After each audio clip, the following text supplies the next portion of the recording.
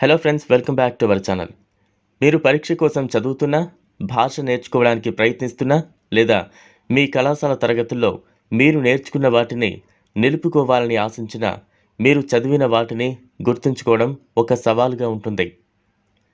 మీరు చాలా కాలం పాటు నేర్చుకున్న విషయాలను పట్టుకోవడంలో మీ మెదడు ఆశ్చర్యకరంగా, అద్భుతంగా ఉన్నప్పటికీ, మీకు అవసరమైనప్పుడు ఆ సమాచారాన్ని పొందడం ఎల్లప్పుడూ సులభం కాదు. టీకాలను పెంచడానికి కొన్ని మెమరీ ట్రిక్లను ఉపయోగించండి. మీ మనస్సు మరియు శరీరాన్ని జాగ్రత్తగా చూసుకోవడం మరియు మంచి వాతావరణంలో పనిచేయడం ద్వారా కొత్త సమాచారాన్ని గ్రహించడానికి మీ మెదడును మరింత స్వీకరించేలా చేయండి. విభిన్న అంశాల మధ్య మారండి. వివిధ సబ్జెక్టులను అధ్యయనం చేయడం మధ్య ప్రత్యామ్నాయంగా ఉండటానికి ఇది సహాయపడుతుంది. తద్వారా మీ మెదడు సమాచారాన్ని మరింత ప్రభావవంతంగా వర్గీకరిస్తుంది. ఒకదానికొకటి చాలా భిన్నమైన అంశాల మధ్య మారడం వలన మీ మెదడు ఒక్కసారిగా ఒక విషయం గురించి ఎక్కువగా గుర్తుంచుకోవడానికి ప్రయత్నించడం ద్వారా మీ మెదడు చిక్కుకుపోకుండా సహాయపడుతుంది. అదనంగా టాపిక్ల మధ్య మారడం మీరు ఏదైనా ఒక అంశంపై కాలిపోకుండా ఉండటానికి సహాయపడుతుంది. గమనికలు తీసుకోండి. మీరు తరగతిలో వింటున్నప్పుడు లేదా మీ వచనాన్ని చదువుతున్నప్పుడు ముఖ్యమైన సమాచారాన్ని రాసుకోండి. మీరు విన్న లేదా చదివిన ప్రతి పదాన్ని రాయొద్దు. బదులుగా కీలక భావాలను సంగ్రహించండి. ఇది సమాచారాన్ని ప్రాసెస్ చేయడానికి మీ మెదడును బలవంతం చేస్తుంది మరియు దాని అత్యంత ముఖ్యమైన అంశాలకు సంగ్రహిస్తుంది. మీకు వీలైతే పెన్ మరియు కాగితంతో నోట్స్ తీసుకోండి.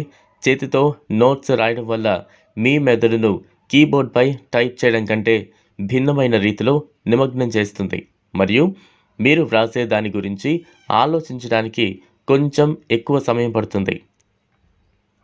మీరు గమనికలు తీసుకునేటప్పుడు డూడిల్ చేయాలనుకుంటే అది చాలా బాగుంది. డూడ్లింగ్ మీరు శ్రద్ధ వహించడానికి మరియు సమాచారాన్ని నిలుపుకోవడంలో సహాయపడుతుంది. మిమ్మల్ని మీరు పరీక్షించుకోండి. మీరు మెటీరియల్లోని ప్రతి విభాగాన్ని అధ్యయనం చేస్తున్నప్పుడు మీరే క్విజ్ చేయడానికి విరామం తీసుకోండి. మీరు ఫ్లాష్ కార్డులను తయారు చేయడం ద్వారా, మీకోసం అధ్యయన ప్రశ్నలను రాయడం ద్వారా లేదా మీ పాఠ్య పుస్తకంలో రూపొందించబడిన వ్యాయామాలు లేదా జ్ఞాన తనిఖీలను చేయడం ద్వారా దీన్ని చేయొచ్చు. మీరు స్నేహితులతో చదువుతున్నట్లయితే మీరు ఒకరినొకరు క్విజ్ చేసుకోవచ్చు. క్విజ్లెట్ ఒంటరిగా లేదా స్నేహితుడితో మిమ్మల్ని మీరు క్విజ్ చేయడానికి గొప్ప సహాయంగా ఉంటుంది.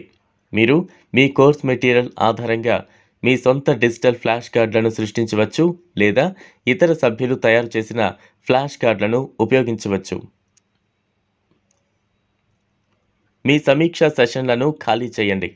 మీరు ఏదైనా గుర్తుంచుకోవడానికి ప్రయత్నిస్తున్నప్పుడు పదే పదే బహిర్గతం చేయడం ముఖ్యం.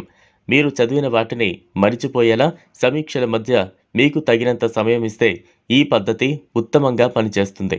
కొంత సమయం గడిచిన తర్వాత సమీక్షించడం వలన మీ జ్ఞాపక శక్తి కండరాలు మెరుస్తాయి మరియు మీరు లోతైన స్థాయిలో విషయాలను నేర్చుకోవడంలో సహాయపడుతుంది.